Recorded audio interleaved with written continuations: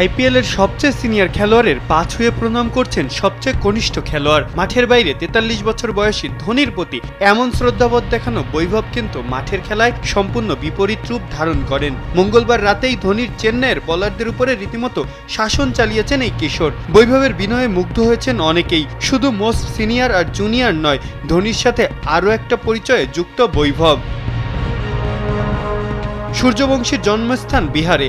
ভারতের পিছিয়ে পড়া এই রাজ্য থেকে ভারতীয় জাতীয় দলে জায়গা পাওয়া ক্রিকেটারের সংখ্যা খুবই নগণ্য। সেই বিহার থেকেই নিজেকে সর্বকালের সেরা অধিনায়কদের একজন হিসেবে নিজেকে প্রতিষ্ঠিত করেছেন ধোনি। ভারতকে জিতিয়েছেন সম্ভাব্য সকল আইসিসি ট্রফি, আইপিএলেও জিতেছেন 5টি ট্রফি। তাই নিজ এলাকারই জীবন্ত কিংবদন্তির বিপক্ষে খেলতে পেরে বেশ খুশি বৈভব। ওয়ালটন আবারও মিলিয়নিয়ার অফারে ওয়ালটন ফ্রিজ কিনে আপনিও হয়ে যেতে পারেন মিলিয়নিয়ার।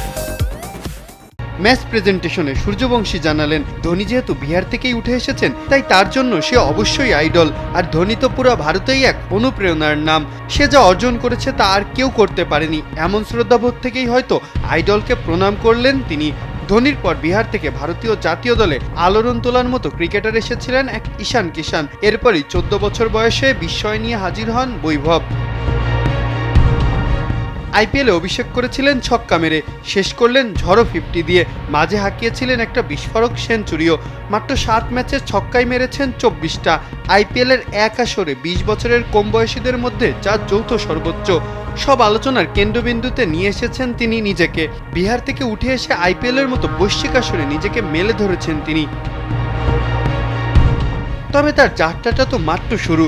বহু পথ যে দিতে হবে পারি। বিনয়, আগ্রাসন, মেধা আর ভালো করার মতো ক্ষুধা সবই আছে বৈভবের মাঝে। পারবেন কি তিনি বিহার থেকে উঠে আসা আরেক মহাকিংবদন্তি মহেন্দ্র সিং ধোনির মতোই নিজেকে সাফল্যের শিখরে পৌঁছে দিতে? উত্তরটা তোলা থাকুক সময়ের খাতায়। মাহফুজ আহমেদ, কালবেলা।